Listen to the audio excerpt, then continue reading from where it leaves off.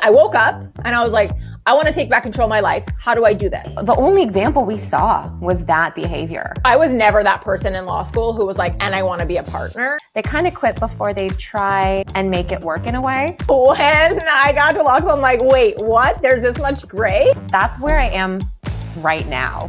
So can I just appreciate that? I was the youngest at the time to have become a partner.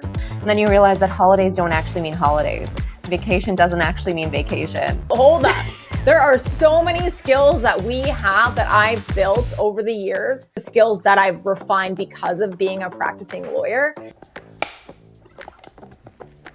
Hi, everyone. Welcome to Non-Billable Hours. I'm Odette, and this is the podcast where we as lawyers talk about everything but the practice of law.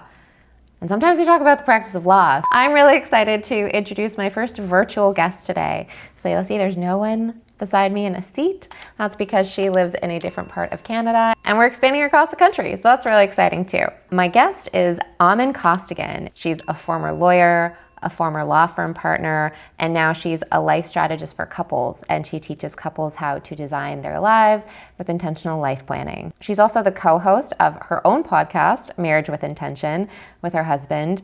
She's a yoga teacher to lawyers. So yeah, she has a lot of passions. She's a boy mom of 2, and she's a personal development nerd. So you're like every woman, and you're here with us today. So welcome, Aman. Thank you. It's so nice to chat with you. And we've brightened up. We had a bit of a wintry, darker podcast background going on, but we've lightened it up for the summer. I love it. I kind of want to like jump through the screen. Come on in. We've got iced coffee. As I said before, you're no longer a practicing lawyer, but you were a lawyer and a law firm partner. So that's kind of where I want to start. So can you tell me what drew you to going to law school and the practice of law in the first place? Yeah, so I started out thinking I wanted to be a dentist only because I heard someone in high school in front of me in geology class say that she wanted to be a dentist. And I didn't know. People kept asking me. So I don't know, thought I had like relatively good grades, was, the high achiever who wants to check all the boxes. And then I kind of went along with that first year, did sciences and realized like, ooh, this is a little bit harder than I thought it was going to be. I was getting the grades, but I was like, is this really what I want to do? So I took an elective in criminology, and that ended up having a component of going to a trial and watching that. And so that was my first exposure to the criminal justice system. And I ended up watching the Kelly Ellard trial, which is the murder of Rena Burke, a Canadian case. And anyway, so I ended up watching that, and I ended up wanting to go back, even though you only had to go for like half a day. I ended up going back several times. I met the family on her side. And just the whole system, like some of them being witnesses 10 years later, I just really became fascinated with the criminal justice system and then decided to pursue a criminology degree. And then if you've done a criminology degree, everybody asks you, are you going to law school? Or are you going to do a master's? And so I was like, well, let's try to get into law school. So then I made that my goal. And that's how that kind of came about. Did you have anyone in your family who was kind of like, have you thought about law school, or was this totally your decision? No, it was totally my decision. I was the first female in my, line of family to actually go to school and get an undergraduate degree, let alone get a second degree to go to law school. So I had no one to like say you should do this or it's a good or bad thing, but it sounded good, right? Because it's in that doctor lawyer category, being like from an immigrant family. I'm also a child of 2 immigrants, and so I get it. You're going to university, so what are you going to study? I think it's so fun to like look back and reflect and see where it's taken you. Yeah. And that's why I love these conversations too, because they do allow for reflection that you don't always give yourself time to do in your everyday life when you're running around. So it's nice to kind of sit down and be like, oh yeah, why did I go to law school? Why did I think I wanted to be a dentist when I was younger? I can admit it now. I'm not sure at the time I was telling people. I think I didn't. I'm like telling it now because it's like so far back and I'm okay to like disclose that. But at the time I was like, it's my idea to be a dentist, and everything's like, oh, that's such a good career. It's funny, one of my cousins' kids now, because all my cousins are older than me, one of them wants to be a dentist and one of them wants to be an eye doctor. And my mom's like, she has this joke and she keeps telling me all the time. And she's like, I told him he should also be a dentist because you only have 2 eyes, but you have more teeth, so you can charge more. You make more money. So where did you go to law school? So I went to law school at the U of S, so Saskatchewan. So I was from the Vancouver area. Mm-hmm. And then that was like my first, I lived at home up until law school. So that was my first like departure. I literally packed my room into my little Mazda Presidia and drove to Saskatoon. And I actually ended up meeting a really good friend through the Facebook group of people who were coming from out of town, stayed at her house halfway through in Edmonton, and then drove the next day.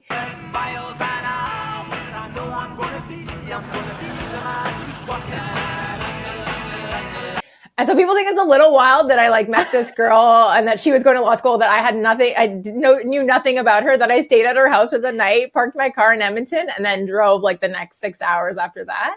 Yeah, that's very trusting of you. And I'm glad she wasn't, one of those, I'm glad you didn't turn into a criminal case. I look back on it and I'm like, I'm not sure what I was thinking, but I think like her and I just like, we just really got along. We really jived. We ended up being in the same section. Okay, so you went to University of Saskatchewan, and then did you know what kind of law you wanted to go into when you started, or did you kind of fall into what you did? Honestly, I thought practicing law was, there was a book, it tells you all the laws, and then you just look up the law, and then you say whether it's this or that. Let me do my thing. Do your thing. Mr. Baker. Yes. No further questions. What? Yeah. Whether it's allowed or not. That's what I thought going in. And so when I got to law school, I'm like, wait, what? There's this much gray and there's less black and white? Because I'm a person who likes to, make decisions. I like things to be, the things I can control and like things to be clear. Yeah. That's where like my happy place. And so all this like gray, I was like, wait, what? So it was quite a steep learning curve for me to accept that and to be like, okay, and then how do we go from here? And so it was an adjustment from the, oh, wait, I have to kind of like muddle through all of this gray doing my job. Was that kind of like a scary realization for you? Yeah, I guess I just didn't think law school was going to be like that. Mm-hmm. And then I figured it out, right? Every course is like that. You do the reading, like then you get your own system, you figure out your own pattern, you figure out what works for you, what doesn't work for you, you borrow from other people and you kind of try their things and you figure it out. I remember hearing about the gold. So we had like a gold medalist in my law school, like the top student each year. And I remember hearing about the gold medalist the year ahead of me and asking him like, how did you get such amazing grades on all of your exams? And he's like, it's all about pointing out the information that you don't know that you would need to provide. Because I always wanted to provide like a very clear, concise answer on my law school exam. I figured the prof has asked this question, there's a right answer, and there's only one right answer, and how am I going to get to it? And it took me, I think, until 3L to kind of realize that that wasn't the case. And I was like, it doesn't sound right. Like, are you sure? Are you sure we're supposed to be saying all the things we don't know? I thought we were supposed to be proving how smart we are, not how, in my head, like how dumb we are. Mm-hmm. But then I realized so much of being a lawyer is knowing what you don't know and what you need to know to do your job correctly, right? How other people approach the same fact scenario and study too, right? Like my husband, I met in law school and we have very different like styles, the way that we approach going to class, not going to class, the readings, all that kind of stuff. And like his dad is a retired judge off the Court of Appeal, was the gold medalist. And so I'm just like, I was so fascinated at the time, like how, tell me the hows. Other than the gray and realizing there's not always a right answer, was there any other part of law school that you found either particularly challenging or something that you were like, oh, I didn't know it was going to be like this, or I didn't expect this to be a challenge for me? There was the nonprofit where you can do like the free legal aid. So I did, well, it's not legal aid, but you can go and represent people in court. Like that to me was always really important to make sure I was doing that. So putting myself, like it already felt like I was kind of outside of my comfort zone with all the, figuring out how the courses are. And, every course was, I think at the time, at least the majority of them were all 100% final exam. So there's that. And then it's like, and now I'm going to go put myself in this other new situation and go represent someone in court and go in front of a judge and speak on their behalf. And so I was like continuously just putting myself in uncomfortable positions so that later down the road, I would already have kind of these tools in my toolkit and be like, oh, I've already kind of done a little bit of that, or I know how to do that, or that's not scary because I put myself out there. So I was kind of like doubling down on like the scary things, while at the same time, I wish I could go back and tell myself to have a little bit more fun. That was kind of one of my things. Like, thank God for Tom, my husband, because if it wasn't for him, I probably would have said no to a lot of the things that were extracurricular, or because like I didn't have time, or any of even the law school like get-togethers. Yeah, kind of, I guess I would tell myself like, go have a little bit more fun. Like I had fun, but I would say like, you can have a little bit more fun now that I'm sitting here like 15 years from that time. I feel you. I got voted most likely to stay home and study rather than go to bar night. Are you having any fun? What you getting out of living? I was like, I got to read. I have reading to do. I'm behind. Yeah. Property law to learn and unlearn and discover what the rule of perpetuities is. Like, I don't have time to go out and have fun. And then you realize that like that social aspect is part of law school. Those connections that you build in law school, those people that you meet, that can influence your career in ways you might not know and your life, right? So I'm glad you had some fun. So I'm glad I did. Yeah. I did the stuff, but it was mostly because other people were like, we're doing this, especially that girl, the one that I was saying became my bestie. Yeah. She was big into like, we have to do this. And like the Halloween we were dressing up and all the theme stuff we were doing. So I feel like I was supported in that way. You need those friends. I had those friends too, who were like, you don't need, you're good. Like you're fine. You can take 2 hours, like 2 hours out of your life to just have a little fun. Because otherwise it's 3 years of not misery, because I do enjoy studying, but 3 years of just nose to the grindstone is a lot without the joy. So was law firm partner always your end goal? So I was never that person in law school who was like, and I want to be a partner, but I am the box checker. I am the checklist girl, right? So like get into law school, get an articling position, become an associate. And then I guess like the next one would have been become a partner, right? Because that's the next box to check. Yeah. So then that just became the next box to check. And how long were you an associate for before you became partner? So I think it was about 5 years. In 2018, I became a partner. That's fast. Because I was at a medium-sized firm. Okay. And like we were a boutique administrative law firm. Mm-hmm. And I was the youngest at the time to have become a partner.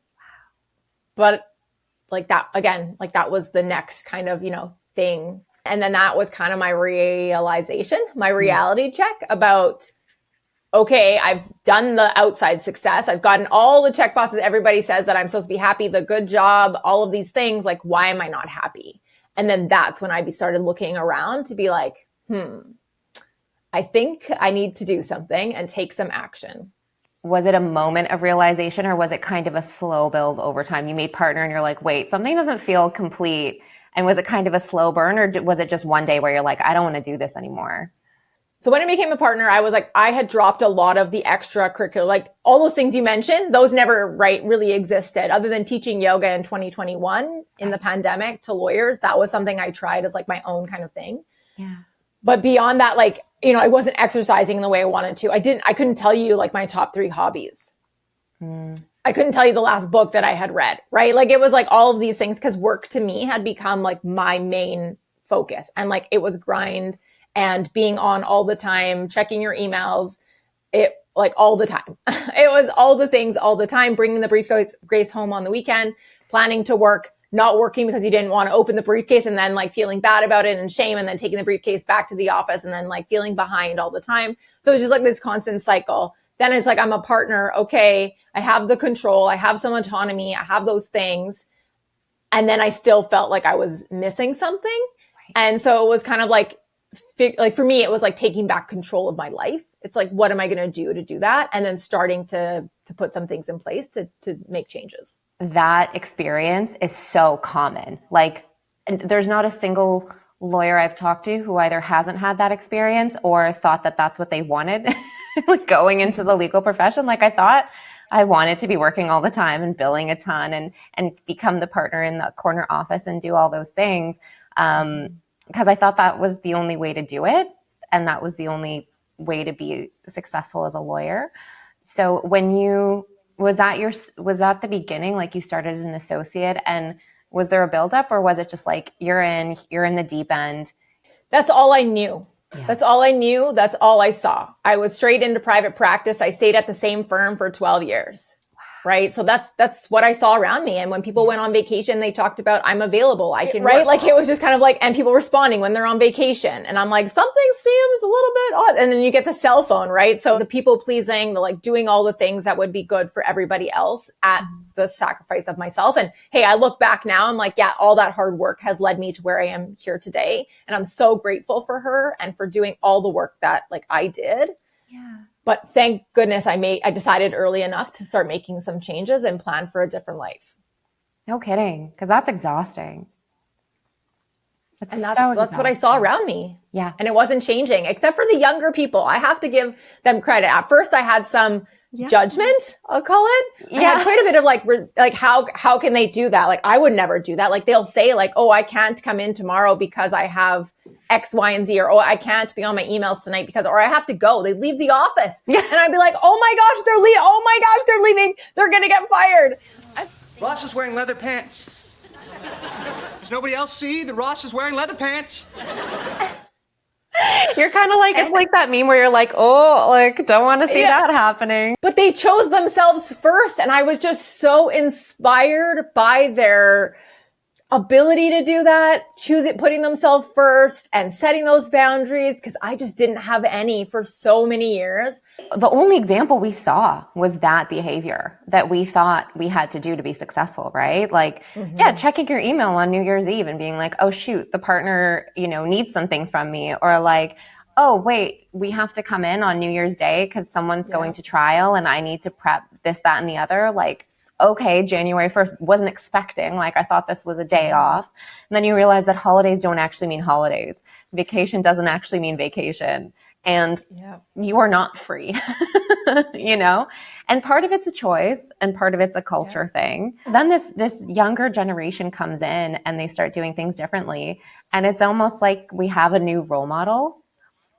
Yes. Right? Where we're like, oh, okay, they're doing it and they still have a job and they're also smart. So why can't I do that too?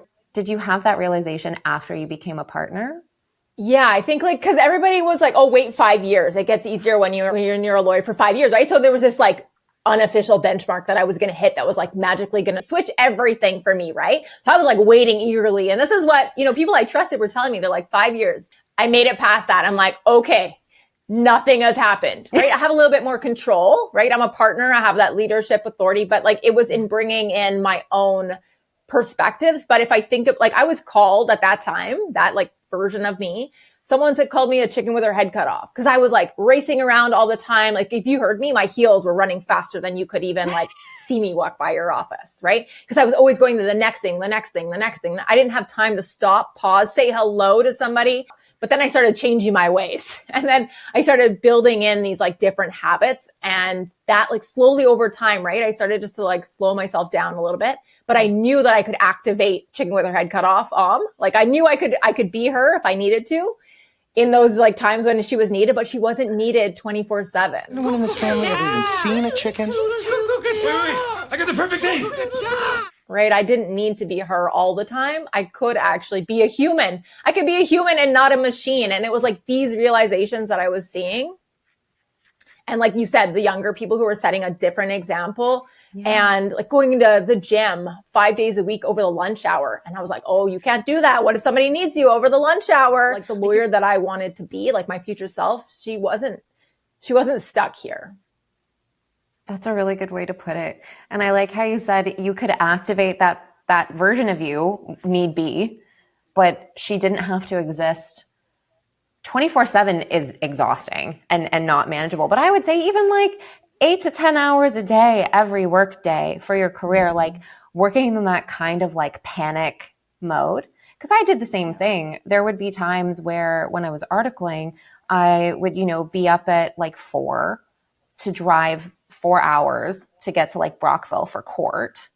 And then because I had to be at court like 2 hours early because I was psycho, and then be in court and then drive home. And I've already put in an 8 or 9 hour day, but it's only, 2 p.m. So then going to the office and being like, well, now I have to put in like another six or 7 hours at the office, and like not slowing down, barely stopping to get a coffee on the highway because I got to get back to the office, even though I'm driving and it's so unsustainable. Was there a point, I know the word burnout is used a lot, but was there a point where you were unable to sustain that pace, or did you make changes before you became just unable to continue?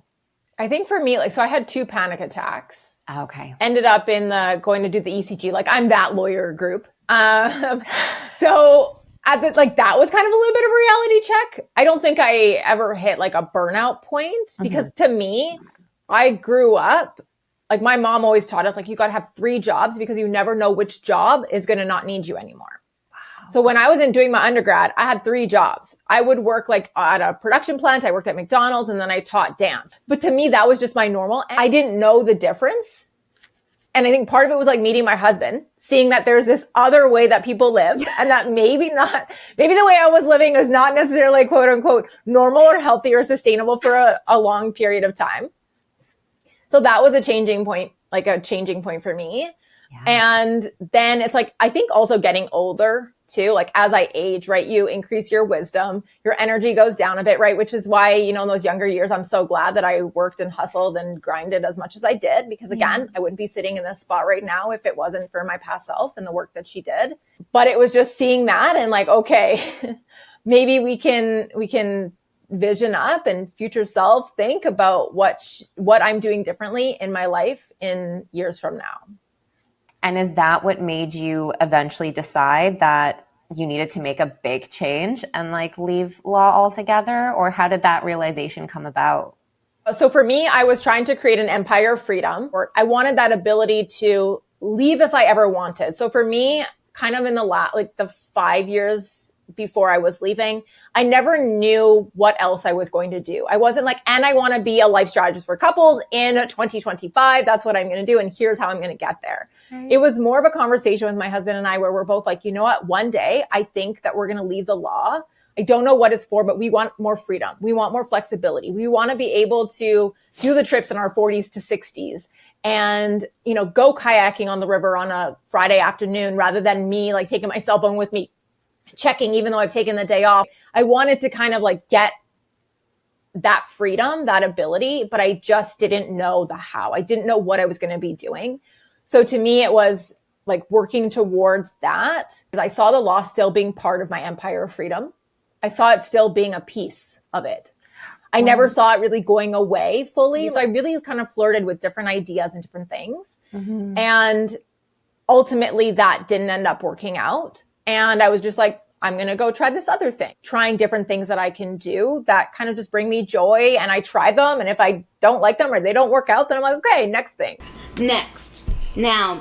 I love that. And you're the first person I've spoken to that's left the law that first started to look into other things as kind of almost supplementary or a co-career rather than I'm done with the law. I need to get out and I need to find something else that I'm going to do instead of. You were I want to find things to add in and maybe reduce the amount of time I practice, but still practice and still be a lawyer. Because you put so much time into it.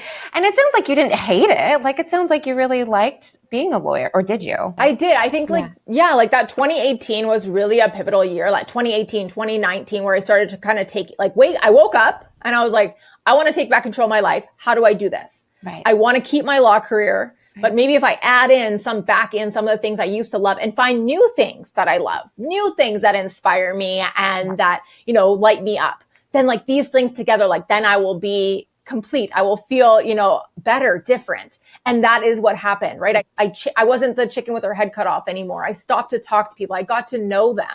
Yeah. I brought my gifts to the law firm. I taught yoga to them. I did vision board workshops, right? So I brought my genius in to the firm to make it a better place to help people find, the things if they feel like they're lacking a little bit, they can do these things and we can do it in a safe space, making sure we're being active, right? Because that piece I was missing, right? Yeah. So I was doing it because I wanted to incorporate that and make that something that maybe other people wanted to be part of. Yeah. I even did a no complaining challenge in the office, right? So it was bringing in those little, how did that go?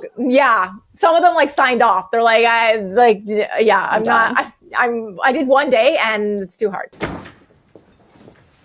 It's I'm bringing these little things, right? Back into the office And that was important to me and the lawyer that I wanted to be, right? I showed up as the lawyer that I wanted to be. Yeah. And I was thinking about these other things that were going to make me happier, I guess, is what I was looking for, that kind of happiness, that complete. So I left from a place of feeling like really good, really happy, really complete with my law career. Because again, like I knew that someday I was going to end up with that freedom that I was wanting so desperately. Yeah. And I had hoped that my law career could come with me, but it just didn't work out. And that's okay. And I'm okay with that. And I still love my law career. I never left from a place of like, I need to get out. Like, oh my God, I've just got to quit and get out of here. That was never my plan. That was never the place that I came from. And that's why I think I feel so good about my decision of leaving. Right. And the hard work that I put in, because all those skill sets have come with me as I, have gotten into this new version of me.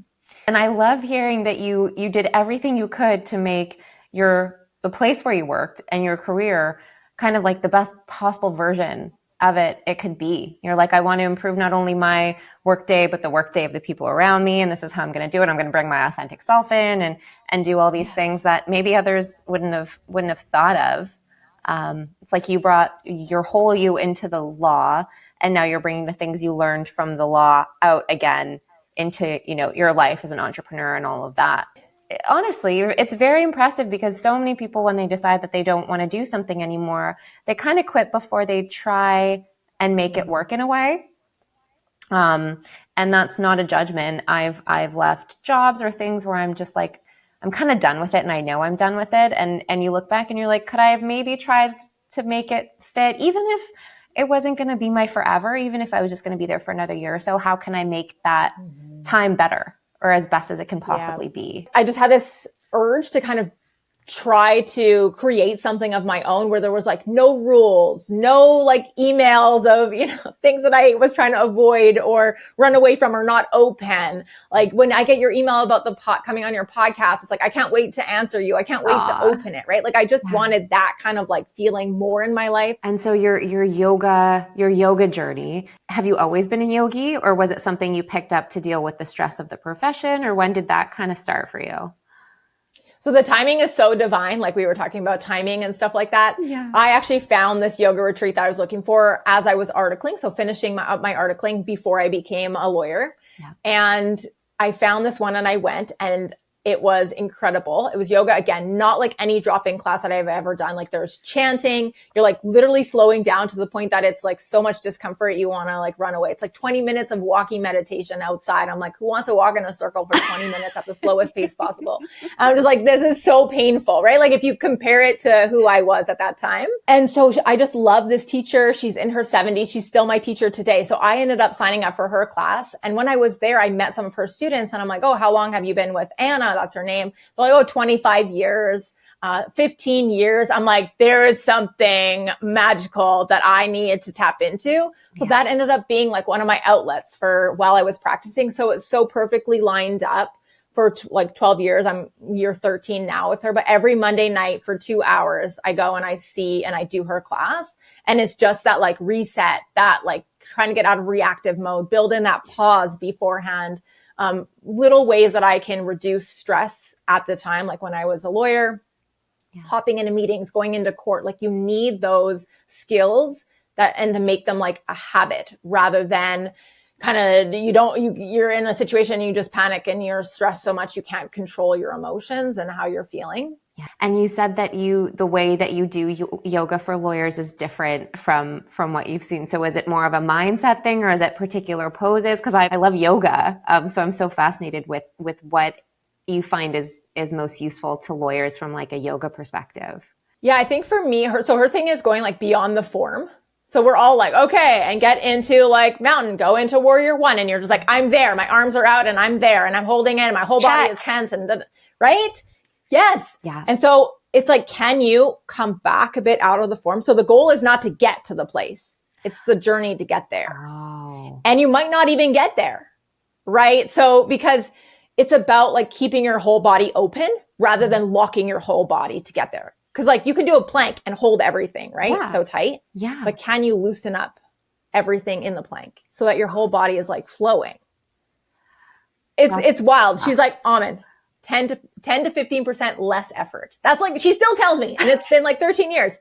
And I'm like, I'm still trying to learn how to effort less, but that's what she has been trying to work me through is like 10, and she like come back out of the pose. But I'm like, but I'm in the pose. She's like, you gotta come back a bit. And like, I see that as like a failure or like as a weakness. That's like what my brain kind of tells me. But then when you pull back, you can actually feel.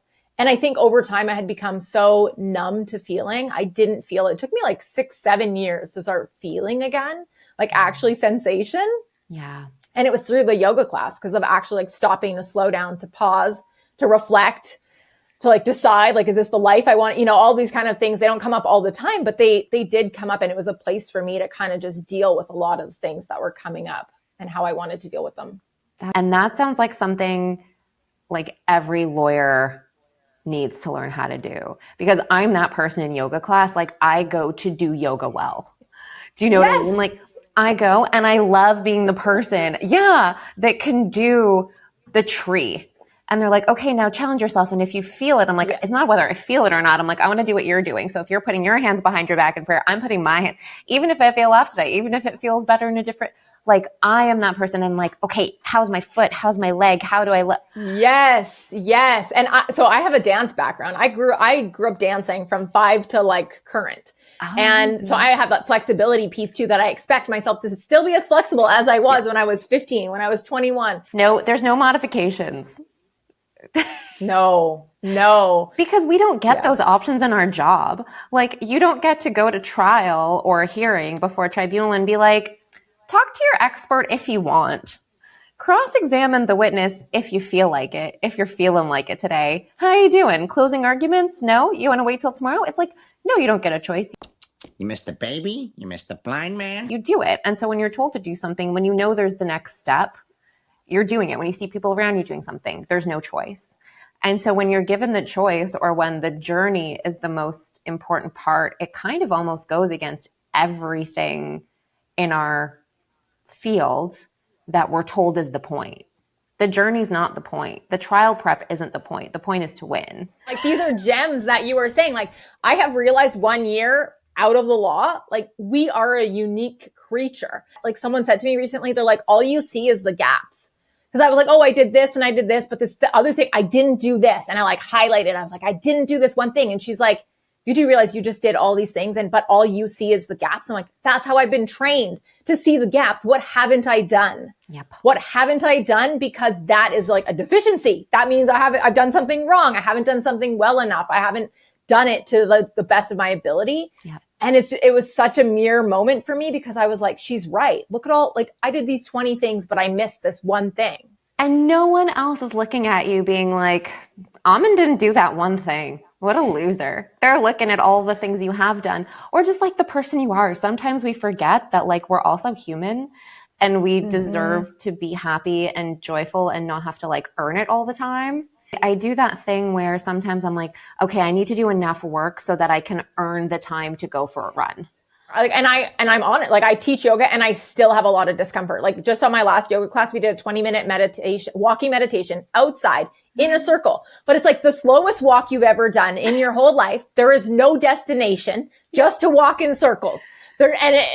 It is so uncomfortable to sit in that place. But if you can learn to sit in that discomfort and you can get comfortable there with just hanging out and being with yourself, that is where the magic is. Like I do it for the results. I don't necessarily do it for the experience. I do it for the results. Like, so I'll be honest about that, but the results are wild, right? And it's just, that's why I keep coming back to this, like this type of yoga, especially. And like, I want to teach it. Yeah.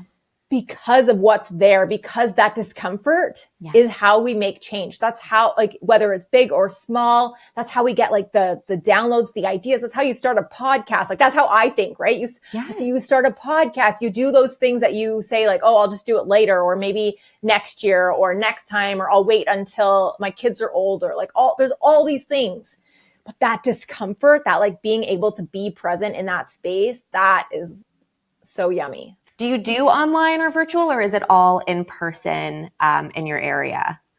So I do only virtual right now. I have one class that I host a month. Okay. On Saturday mornings. I'd love to do some kind of in-person thing, because I think there's also magic in like partner work, which I can do online too. But when you can work with other people and they can help you notice things in your body, or you're kind of like forced to be present in a way when somebody puts their body on you and you have to like their hands on your back and you have to breathe into their hands. Like there's something different there too, which I think partner yoga is not something, again, that's mainstream or that you see in your drop-in. Again, that's again why I love the yoga that I have been learning all these years. But I'd love to do an in-person yoga class to really like help them move energy in the body and open them up. But for right now, it's just virtual.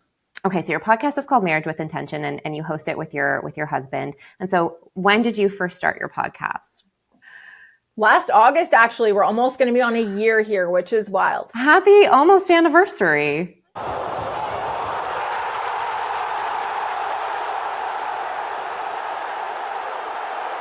Thank you. That's very I know exciting. you know. Like it does deserve massive congratulations, because it's so easy to start something, right? It's so easy to order the Amazon microphone. It's so easy to have the chats about the ideas and picturing the success. But showing up, even when you don't feel like it, can be really tough. And so to do it and continue with it for a year is great. So that's exciting. Are you going to mark the occasion with anything, or? I think we will. I'm really big into like celebrating. I never used to be, but I really, as I get older and stuff like that, and these moments come, I just don't want to let them go. What kind of prompted you? I know you said that there's different reasons why people might start something new or create something, but for you specifically, or you and your husband, like what made you want to start a podcast and then that specific topic? So the podcast, I think for me, speaking is like one of my, like that's where I love to be. Yeah. Versus writing. Like if I had to choose, I would rather speak. Yeah. And podcasting for me is that place. It's long form content versus trying to fit something into like a 6-second moment. I'm kind of more of the longer talker. Always have been. And that's kind of where my gifts lie, I think. I'm also a manifesting generator in like human design as well. And so I don't know if you know much about human design. And my throat chakra is lit up. So like, it's my voice. I'm here like to share my voice and to share, for me, like a different way of living, a different way of like from the norm. That's part of my like journey, and intentionality and embodying what I say. Like, so really like showing what I say and bringing people along with me on that journey. And for me, it's just been easiest to do that with my voice. And then why that topic? My husband and I are just, people keep saying like, you guys are rare, you guys are unique, you guys are like doing life differently, and you guys should share your journey. It's so cool. We love your journey. That's like what we hear from the people. And we're like, well, we don't have to be the only ones. We can just tell you how to do it. We can tell you and bring you along on our journey, and what are things that have worked for us? What are things that haven't worked for us? This is why it's important to us. And that there is a different way, because I think a lot of lawyers feel stuck, and lawyers are not necessarily our target audience, but we very much connect with lawyers, because I think, like I said, we're a unique creature. We think differently. We show up in the world differently. We have expectations on ourselves that are much higher than other people, even when you leave the law, speaking from a year post, right? Yeah. And so I think like our journey is so unique, and what we've done with our life is different, that we want to help other people, give them inspiration to maybe make some changes, and even give them the first steps on how to, and really design a life of intention versus default. And no gatekeeping. Like you said, you don't want to be the only ones. You want to kind of share that with everyone around you, because the happier people are around you and in the world, the better it is for everyone, right? It's like, shouldn't be this like closely guarded secret. And you're right. Lawyers, leave the law or not, we are who we are. And I feel like there are parts of you that showed up maybe in law that are showing up in your business as well. So do you find that they're like lawyer Aman, how does she show up in your podcasting or like your entrepreneurial self? Okay. So on default, yeah, I will work. I will grind. Like that's just like I bring in my yoga, my self-awareness, because I can see myself. Because once we can see our thoughts and we can see the way we're showing up, we can make the changes. So then I'll like sit back. I'll be like, okay, does all of this have to be done right now? And I start to feel like, so when I was a lawyer, I would get this like tension, like this tightness in the right side of my body. And I just knew like it was this gripping that would happen in my rib cage area. And if I ever get that, when I'm working in my entrepreneurship business or doing the podcast or editing it or whatever, I get up. I'm like, because normally I would just work through, right? You work through the lunch breaks, you work through the pee breaks, you work through, and until it's done, you get it done. Now it's like, oh, I see it. And it's like, no, we don't do that. So I get up and I put some good music on and I just kind of like dance it out. I move it out. I'm like, this is not stressful. Like, this is really easy. It's going to take us a bit of time. And so I really I talk to myself and I go upstairs and I get some fresh air. I break those like habits up. So whenever I notice myself like in that zone, I'm like, no, we didn't leave the law to re-enter this zone. Hell no, I did not leave the South Side for this. Because on default, that's who I've got to break that, right? So I'm still working on it. It's only been a year since I left. I never thought like magically I would somehow, become this magical different person. And I don't want to be. I just want to soften her a little bit. Because I love that I have these gifts and these strengths of just like, do it. Like, I'm an action taker. I just do it and I make it happen. Yeah. But I want to do it from a place that feels really good. Like, I want to make sure I get that walk or that run in or that workout in. I want to make sure that I went outside and I smelled the roses and I watered my plants. Like, I want to make sure that I had a really good lunch and I'm doing it from a really good place rather than feeling like I don't have enough time. Because that's what I always used to think, right? Don't have enough time. I have all these things I have to do. But it's like, no. So it's been a lot of reprogramming, rewiring my brain, kind of just pulling back a little bit and doing like really putting less on my to-do list. It's hard, but I just do it. So yeah, it's going to be a forever practice. Just like 20-minute walking meditation 13 years ago was a little bit insane and crazy. I still find it uncomfortable. And it's that continuous like dance and journey with ourselves and figuring out what feels good at the time. Like, I've ramped down because I have a 3-year-old and a 7-month-old right now, right? So it's like, I got to bring myself back all the time. I loved your podcast episode and I wrote it down because it was the one about stop waiting for someday and like living your dreams now. And that was the first one that I listened to because it really resonated with me. And it sounds like you have a lot of experience in learning how to do that. I try. It's hard. Like, I'm going to admit, like, it's hard. It's not easy. And especially like when I had 3 jobs while doing my undergrad. And like, there was times like things like that were never enough. And it was always like, what's the next thing? You always got to be productive. Yeah. Always. Yeah. Right. And so it's just really, again, it's been a practice of stop waiting for someday and like, what can you do now to make changes? Yeah. When it comes to having a podcast with your partner, do you find it challenges you in a way that practicing law?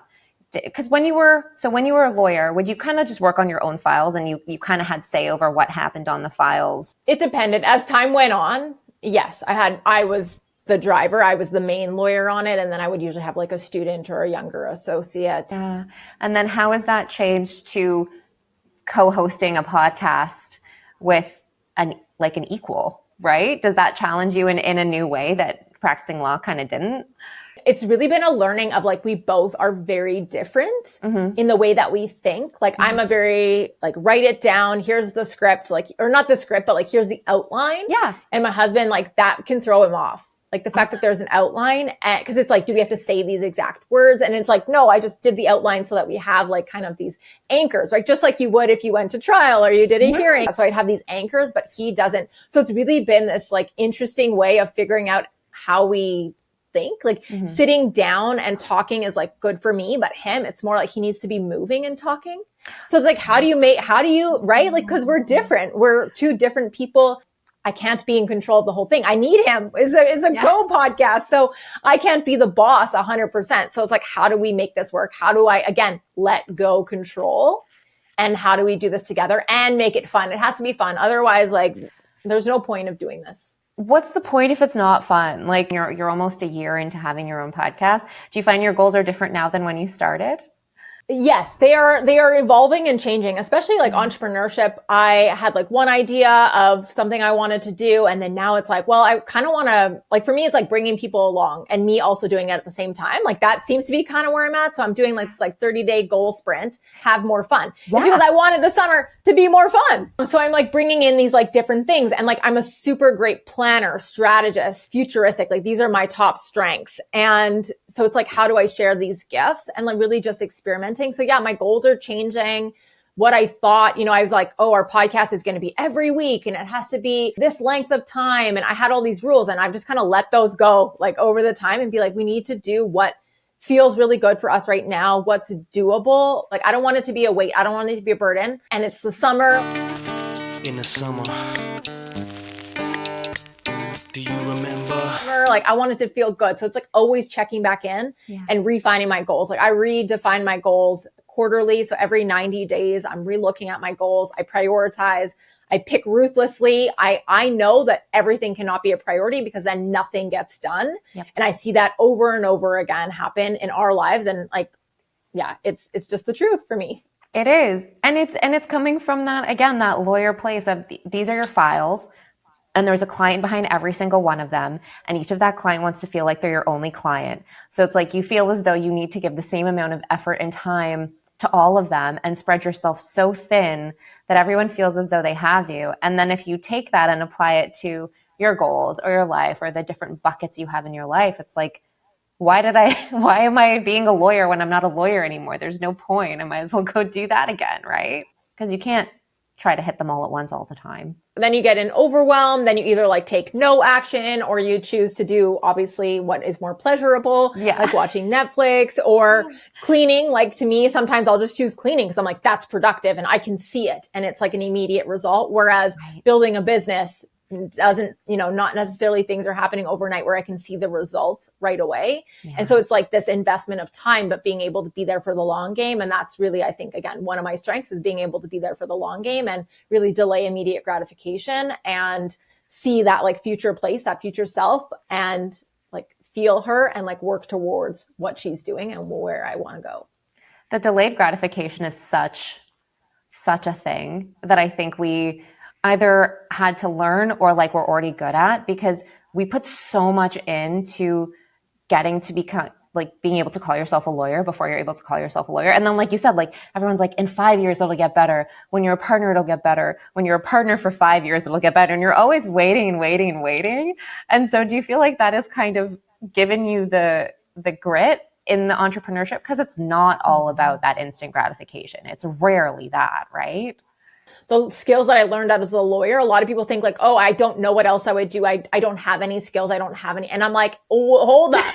There are so many skills that we have that I've built over the years that are just me. Like some of them are just who I am. And then other ones are like the skills that I've refined because of being a practicing lawyer. And I get to take those with me. So absolutely. I think the list is long in terms of like the skill set that I have and that ability to take those with me and follow through. And like show up here today. Knowing what I know now, I totally agree with you. If I would have heard that 10 years ago when I was starting my legal journey, I would have been like, no, the only thing that being a lawyer prepares you to do is be a lawyer for longer or be a judge. Like I thought that was the only thing. I was like, if you're not practicing, you become a judge. I love hearing about your story because I think so many people think that, law doesn't teach you how to do anything else. But it teaches you so much, especially about ourselves. And what you're capable of. Like, I think we just hold ourselves to this completely really high bar, which only now being out of the law am I seeing in the rear view. I'm like, whoa, I hold myself to a really high standard and the rest of the world does not operate this way. Like I'm not just saying that, like I have been making a lot of observations in the last year and my husband too, with both of us being out of the law. And it's like, whoa, the rest of the world is not like up here, like this bar that has to be met all the time or feeling bad about somebody that didn't respond to an email or saying that, oh, I'm going to call you tonight. And then they don't call you, but then we're expecting the person to call us. And there's like, oh, oops, I forgot. Or, oh, oops, I got busy with it. And it's like 3 days later, they message you back. You're like, how does the real world operate? This is like this would not be like a quote unquote allowed. Right. No. So I just really love how you're like reflecting back a lot of the like things that I'm doing and how they like connect me back still to the law and not in like, it doesn't make me feel bad or anything like that. I'm just like, yeah, you're right. That is like, this is why I'm reworking through a lot of these things, but it's going to take time and I'm okay with that. Life is that. There's no, like checkbox where you're just like, yep, I've done all of life now. And now I'm the most evolved version of me that I could possibly be. Like, if you get there, I don't know what's going on, but you're lying to yourself, right? Like, I know that you do this podcast with your husband, who was also a lawyer. Did he leave law at the same time as you? It was just part of our like bigger plans. Was like, we eventually wanted to leave. It was somewhere in the range of, like still, I've been saying kind of like 2 to 5 years out from when we left. Like, we still had a bit of a runway, but just circumstances in life for us changed, and some things kind of really made us face reality a bit. And I had always had in my calendar, like for the last kind of 5 years, every like December when there was the Christmas break, I would be like, redecide if I still want to be a lawyer and practice law. And so I would just like redecide these things. Like, I think we need to do the same thing about where we live. And that's why him and I meet together as a couple every 90 days to like redecide some of these issues. Because some people just stay in the same city that they grew up. And there's nothing wrong with that. But I'm just like, did you check in to make sure that that's what you want to be doing? Right. Yeah. And so we left a month apart, but that was never planned. Like, that was not planned well in advance. It was kind of, I came back beginning of January and was like, I think I want to leave. And I actually was in a yoga class. Something happened in my yoga class, and I was just like, I got this download. It's like, I think it's time for me to leave. And so we used one of our quarterly meetings that we do together. And I was like, we need to plan my exit, my departure, and what that looks like from a financial standpoint. And like, keep in mind, we had been planning for this, but it was like, we were going to activate it earlier. So I was like, what does that look like? What does that look like for childcare? At the time I was not pregnant, but then I ended up being pregnant like 3 months later. So like that, like kind of factored in a bit, but I already given my notice. So I was already leaving. Right. And then he was like, everybody always thought, or I kind of always thought he was going to leave before me.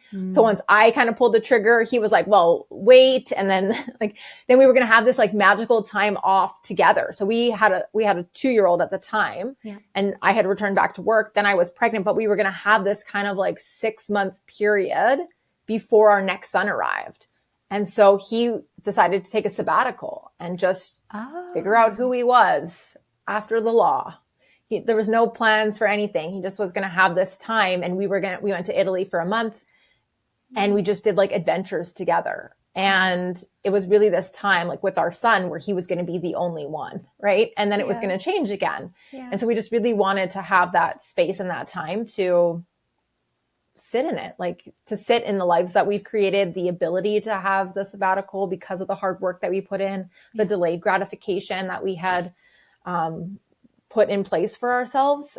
And so, we ended up leaving a month apart. Whether we're leaving the law or staying in it, I think every single lawyer needs to know who they are apart from their jobs. Absolutely. Yep.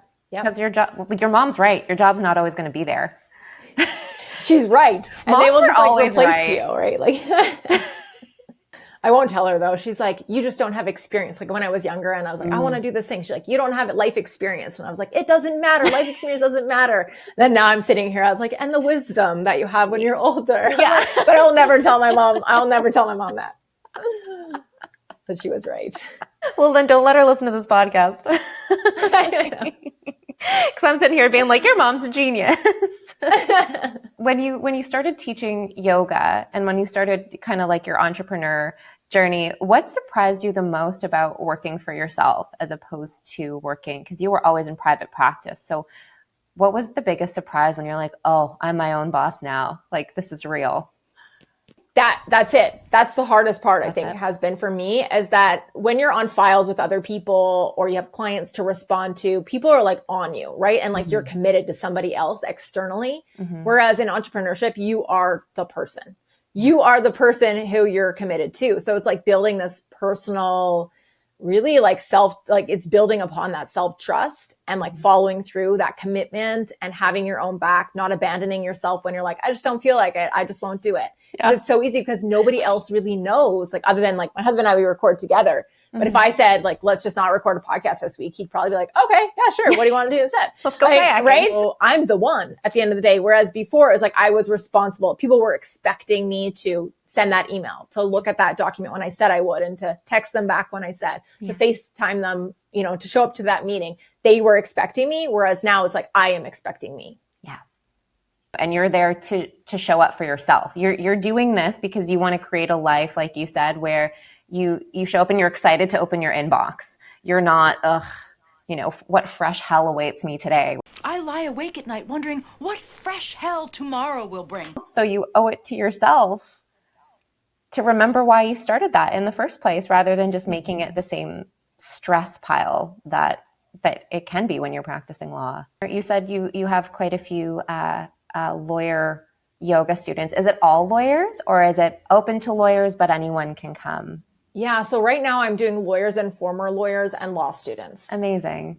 We need it. Because some people are like, I'm a former lawyer, I'm not a lawyer anymore. And I'm like, no. So that's why I kind of have to make the distinction, because it's lawyers, former lawyers, and like law students. Because I think like I said, we're of a certain kind. And yeah, people from outside have come and done my yoga before. I've done legal assistance before. I've done just regular group where I've opened it up. Mm-hmm. That's actually how I did my beta class. I invited my family and I was like, hey, I want to test the technology. I want your feedback, but like the deal was you have to give me feedback. So I invited my friends, my family, and I said, we're going to do yoga class. Like, here's how we're going to do it. So that's how I did like my beta before I ever charged for anything. I was like, I just want to see like, A, if I like this, B, if I can do it. Yeah. And like what tech things I might need to solve for, because my lawyer brain was like, your room is not like, you got to paint the room. You got to get the technology. You can't do it because of this, this, and this. You got to get the wireless mic to teach. And it just came with this long list. And I'm like, this is so hard. I don't want to do it anymore. Right. You said, sometimes with the standard of perfection, we talk ourselves out of things because it's like perfect or not at all. And one of the best lawyers I ever worked for, he was like, on time and good is better than perfect and late. And so I was like, wait a minute, he's saying that and he's brilliant and very successful. And so maybe there is some truth to that. And that was kind of my first. And then, but it's different when you hear it in a work setting versus like giving yourself the permission to do something imperfectly. Because that in and of itself, being like, I'm going to make something, I'm going to create something, I'm going to teach something, and it might not be perfect the first time. And spoiler alert, it's never perfect. Like no one's going to come away from a yoga session with you and be like, her lighting a little off. I know you didn't like burn out and be like, I need to get out of the law now. But for anyone who's looking to make any sort of change in their career, whether it's setting fire to it and walking away, or like you said, kind of bringing in different elements to kind of make it better. If you could go back and give yourself one piece of advice when you were starting that journey, what would it be? I think slowing down, mm-hmm.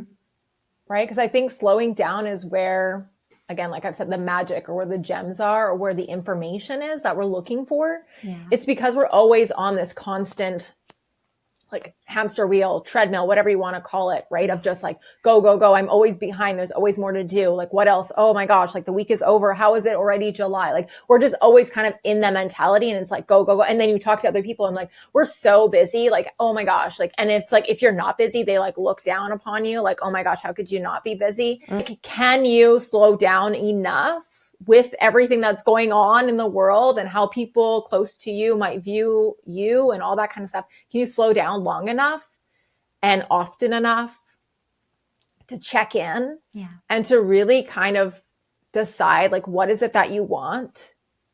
Like small things, like it doesn't have to be you like set fire and you leave your job. Like I'm not saying that. I always think there should be a plan. I think that's always a good idea, depending obviously on the circumstances, but I would say there should be some sort of a plan and a runway. I love the idea of a runway. Yeah. But like, we've got to slow down. We've got to really think about like, what do I want to do? Who am I? And I think once you start building that and like that self-trust with yourself and loving yourself, the answers start to just come. And then that can help you make informed decisions, and really, action creates clarity, right? James Wedmore says that. And it's, you've got to take the action to like learn a little bit more. And then you take action and then you learn a little bit more. You get information, right? Yeah. Which is funny because it's the opposite of what we think. You think you need all the information before you can make the move, or you think you need the external motivation before you start the thing. And it's like, no, actually doing it will give you the answers you're looking for, and starting to move will give you the motivation that you're looking for. And then you become your own motivation and your own information. But that's not just no one hands you a book. Like you said, when you start law school, you think you just get a book. And it's like, okay, career change, page 5, what's next? That doesn't exist. Just like slowing down enough to learn stuff about yourself, I think can be scary too, because sometimes you don't necessarily love what you learn, right? And you realize that changes do need to be made. And once you have that self-awareness, moving to make those changes it can be really scary because you don't always know how. What is it that you really want, right? And we really have to just make that decision and then take action, and then we learn, and then we like make changes again, right? But until you start that, you'll just sit, especially for the lawyers and us, like in the research phase. I don't know enough yet. I still need to learn. I'm getting ready to start. Yep. I was curious. So I went to The library. And? and nothing. We both have our own podcast. Like, I didn't know what I didn't know when I started. And I tried to do as much research as I could to feel prepared to start. Like, how do you prepare for a podcast? How do you prepare for a guest? Like, when I started having guests, that was a whole new world. You have a co-host who is also your partner. So that's a whole learning experience. But no one sits you down and says, okay, this is what you should do. Aman, you're starting a podcast with your husband. Here are all the things. It's like you have to learn, and then you have to do it anyways. And then I have a friend who posted on Instagram like a while ago, but still resonates me. It's like, create the thing and put it out there and then improve on it. Like, that's not to say put out things that you know are garbage, but do your best, put it out there, and then continue to learn. Because if you wait for it to be perfect or check all the boxes, you're never going to do anything. And like you said, you're just going to sit there and not learn, right? And then default. Get a little bit older, I realized that like there's so much I want to do that I've put off because I'm like, the time isn't right yet. And it's like, just do it. The time's never going to be right. The living with intention. Like, if you could kind of sum that up, and I know it's hard because it's a huge thing, but how can lawyers or former lawyers bring living with intention more into just our everyday lives? You said, you know, getting out to get fresh air, things like that. But how can we live with intention when it feels like our job is taking over our day slowly? I think it's like having your non-negotiables that you've decided. So I used to like hit the snooze alarm, like before kids, and I was a lawyer, I'd hit the snooze alarm, right? And then I just wake up and everything would be like, get ready, get going, we're going to be late, like get in. Cause like someone had made a comment to me in the office about how like I arrived after 8:30 or something one day. And it was like, oh, did you like take the long way in? And I was like, but what if I was here? Like, what if I was working like until 10 p.m. the night? Like, it doesn't matter, right? So like, I kind of put on this complex of, oh my gosh, like I'm not good enough. I should have come earlier. So my husband and I carpooled because our offices were just a couple of blocks away from each other. So for like 11 years, we carpooled together to and from the office. And so I'd be like, come on, we're going to be late. Like, let's go. Anyway, it's just like I let everybody kind of just consume my time and I didn't have control. So I would say, like, can you start with this, like the smallest piece of reclaiming back your time? Whether that's like with your coffee, rather than trying to like chug it down on your way or make it as fast as you can you notice, like, can you smell it? Can you really just kind of slow things down a little bit? Like, I even just stick my nose out. We have a sliding door. I'll just like, if I can't leave the kids in some way, I just like open the sliding door and I like stick my nose out and like just smell the outdoor, just to kind of give myself that like little bit of a break, that nature. Cause like for me, nature is really grounding, like being out there. So like, what is it your thing? And what's like a micro like shift that you can make? And I think like for us, we think that it's a big deal. Like, oh my gosh, if I go have a workout like over lunch, like somebody might need me. And I'm like, go have that workout. Let them need you. Let them wait to hear back, because nothing in our jobs truly is that urgent. Like, unless you are in trial and the judge is in the courtroom waiting for you, you do not need to run. Like, nothing is that urgent and nothing should take away. Like you said, like you have 40 minutes or two. Yep.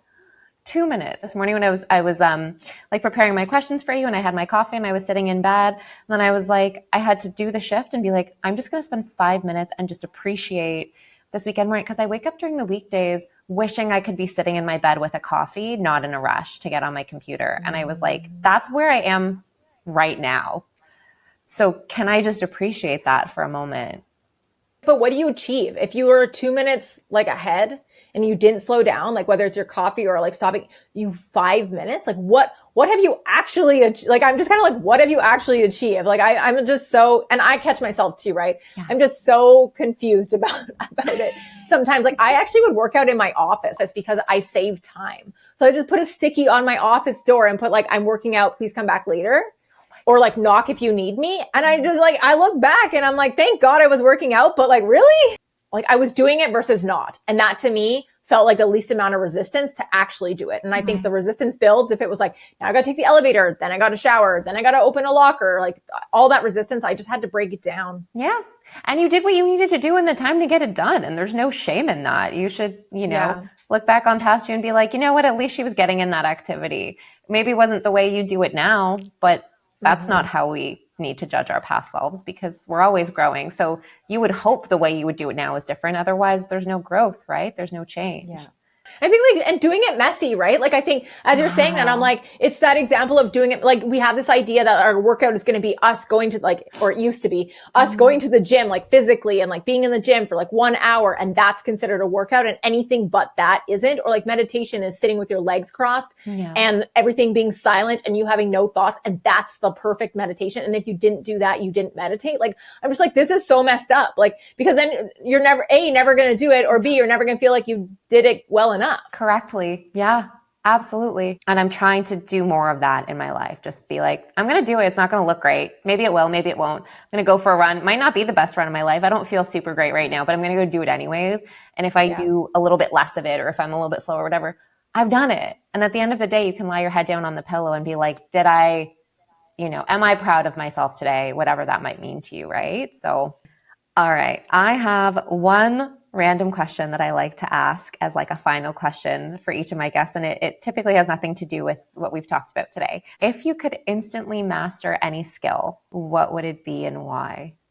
I've always wanted to be able to paint. Oh, okay. And I can't. Like, I always just thought, like, because I dance, like I have this creative side, and I got like, all the paint, especially during the pandemic. I was like, let me try again. Let me see if I can draw or like paint something and it will look good. And it's just like, I put in all this effort and I'm like, and it doesn't. I did like the paint, like where they guide you through and they like teach you how to do like all the things. I did that. And it's just, I wanted to create a piece of art that like showcase my piece of art, like my creativity. And it just doesn't. I've just kind of accepted, but I still like love being able to paint, even though my results are not. So that's like interesting with the walking meditation. I think about this now because I'm like, I love the like idea of painting and I love doing that. Yeah. But my end product result is like not what I think it should be or what I like it to be. It's a tough one. I tried to teach myself how to do watercolor too, kind of in the height of the pandemic. And I still like to do it from time to time, but no, I'm trash. Like I'm so Painting for sale, $500. It's like they don't even see us. Paintings. Do you look at the things that you've created, even though it might not be like art, or it is art, but to your level, but do you still look at it and be like, that makes me happy that I made this out of nothing? Yeah, I think they remind me of a time. Like I'm really big on like reflecting back when, like versus not at all. So when I see that, like there's one in the corner here and I'm like, that was during the pandemic. How many sunsets did you paint? Only one. Yeah. Okay. I think I have about 20 because it's the easiest. You just go by, you're like, oh, next color. And then you kind of blend them together. And then the little palm trees in the front, like that's my jam. If people want to check you out online, where can they find you? Yeah, I hang out mostly on Instagram, especially my story is right now I'm posting all about fun. So that's what I'm doing right now. So Aman Costigan on Instagram. And then just my website is amancostigan.com. And then our program is just /program. And the podcast and everything is on there as well. Well, I encourage everyone to follow you because honestly, it is joyful and you're just a light. So I really, really appreciated your time. I know you have so many things going on and you're super busy and it's the summer and it's a Saturday and your mom and you taking the time out to have this conversation with me, I really, truly appreciate it. And I'm so happy to have been connected to you. But have a wonderful weekend and anything you do today for joy. I hope it brings you joy. Thank you so much and have a wonderful weekend. All right. So that was my chat with Aman Costigan, former lawyer, current podcaster and life strategist, and all around amazing human. If you enjoyed this chat, go ahead and share it with someone you think might benefit from it, whether they're a lawyer or not.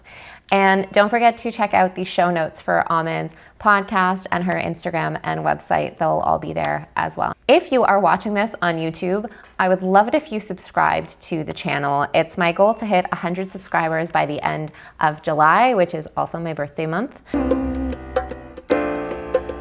Lisa, it's your birthday. The subscribe button is free.